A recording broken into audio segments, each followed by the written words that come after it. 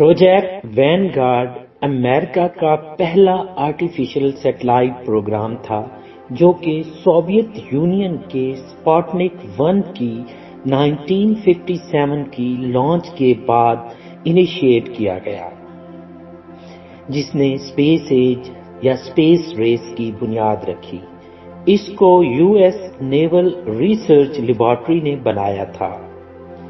یہ ایک لو ارتھ orbit mission تھا جسے وین گارڈ راکٹ کے ذریعے لانچ کیا جانا تھا۔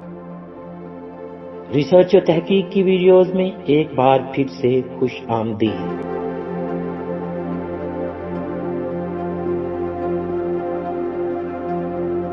ناظرین، اسپیس ریس یا اسپیس ایج کی دوسری side U S United state تھی اور ایک سائڈ سوویت یونین تھی۔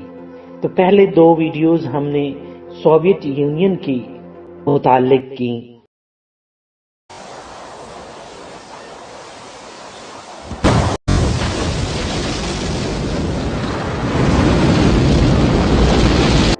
اس کے بعد ہم دیکھیں گے کہ یو ایس نے کون سے اسپیس مشنز بھیجے۔ سوویت یونین کے اسپوٹنک 1 مشن کی لانچ کے بعد انٹرنیشنل پریشر کی وجہ سے امریکہ نے پروجیکٹ وین گارڈ انیشیٹ کیا۔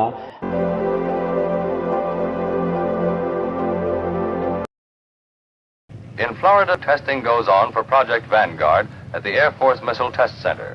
From Cape Canaveral, the Air Force, the Army, and the Navy fire missiles and rockets out over downrange tracking stations stretching 5,000 miles into the South Atlantic. اور یہ ایک civilians effort تھی۔ ناظرین، اس programme کا مقصد امریکہ کی سائنسی اور ٹیکنالوجی کی پاورز کو ڈیمانسٹریٹ کرنا تھا۔ یہ پروگرام اصل میں اسپوٹنک 1 کی لانچ سے پہلے ہی آرمی بیلسٹک میسائل ایجنسی نے پرپوزڈ کیا ہوا تھا، جسے بعد میں امریکہ نے ایکسپلورر پروگرام کے تحت ری سٹارٹ کیا۔ دوستو، اصل میں پریزیڈنٹ آئزن ہوور اور سی آئی اے کو پہلے سے ہی سوویت کے اسپوٹنک پروگرام کے بارے میں جاسوسوں نے بتا دیا تھا۔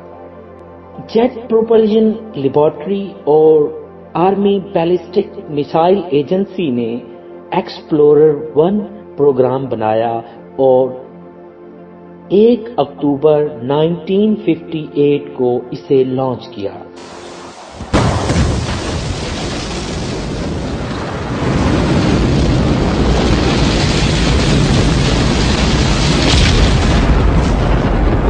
اس سے پہلے کہ یہ کام کمپلیٹ ہوتا، سوویت نے 3 نومبر 1957 کو اسپوٹنک 2 کو لانچ کر دیا، جس کے نتیجے میں وین گارڈ ٹی وی 3 کو 6 دسمبر 1957 کو لانچ کرنا پڑا، لیکن انفارچونیٹلی یہ ناکام ہو گیا۔ Full dress Vanguard complete with 3¼ pound satellite.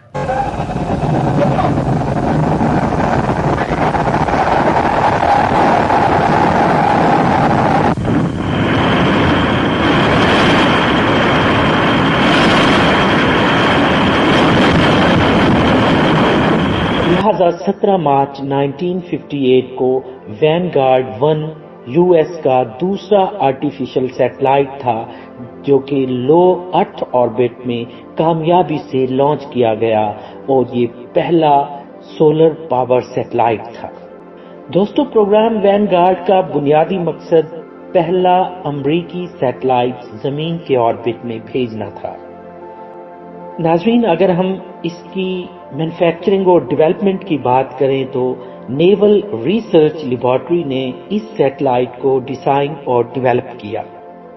یہ سیٹلائٹ ایک چھوٹا اور ہلکا تھا جس کا وزن تقریباً 3.5 پاؤنڈ تھا، اور اس کا ڈایا میٹر، اسی طرح وین گارڈ 1 کا ڈایا میٹر 6 انچ تھا اور 1.4 kg اس کا وزن تھا۔ اگر ہم اس مشن کے لانچ کی بات کریں تو وین گارڈ سیٹلائٹ کی پہلی launch when guard T V 3 کے نام سے 6 دسمبر 1957 کو کی گئی۔ 1957. This is the time set to fire TV3, the first full-dress Vanguard complete with 3¼ pound satellite.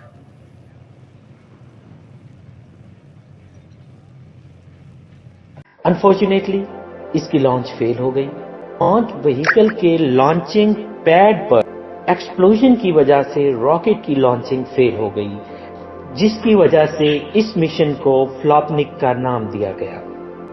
Vanguard 1 کی ناکامی کے بعد وینگارڈ 2 اور وینگارڈ 3 کو بعد میں کامیابی سے لانچ بھی کیا گیا اور ان سے ڈیٹا بھی کلیکٹ کیا گیا. 31 جنوری 1958 کو یو ایس آرمی نے ایکسپلورر 1 سیٹلائٹ لانچ کیا اور 17 مارچ 1958 کو وینگارڈ سیٹلائٹ ٹی وی 4 کو کامیابی سے لانچ کیا گیا.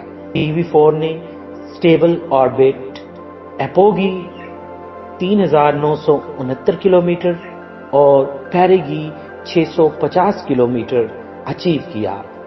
اس سیٹلائٹ کو 240 سال تک آربٹ کے اندر رہنے کے لیے بنایا گیا، جسے بعد میں وینگارڈ 1 کا نام دیا اور ابھی تک آربٹ میں موجود ہے. اگر پروجیکٹ وینگارڈ کی لیگیسی کی بات کی جائے تو پروجیکٹ وینگارڈ نے امریکہ میں بعد میں بنائے گئے اسپیس مشنز کے لیے بنیادیں فراہم کی. اگرچہ اس پروگرام نے بعد میں بنائے گئے اپولو اور مرکری مشنز کی طرح کامیابی تو نہیں لی، مگر ان کے لیے گراؤنڈ ورک مہیا کی. دوستو 1958 میں ناسا کی بنیاد رکھی گئی اور دوسرے اسپیس پروگرام مرکری اور اپولو ناسا نے بنائے اور وینگارڈ کا رول بہت کم ہو گیا. اگرچہ پروگرام وینگارڈ اپنے مقاصد تو حاصل نہ کر سکا، لیکن ناسا کی بنیاد اس پروگرام کی کامیابی تھی. وینگارڈ کی 4 فیل لانچز کے بعد یہ پروگرام ناسا کے تحت SLV-4 کے نام سے کامیاب ہوا. دوبارہ نام دے کر وینگارڈ 2 کہا گیا. 2 مزید ناکامیوں کے بعد آخر کار 1959 میں پروگرام کو ختم کر دیا گیا.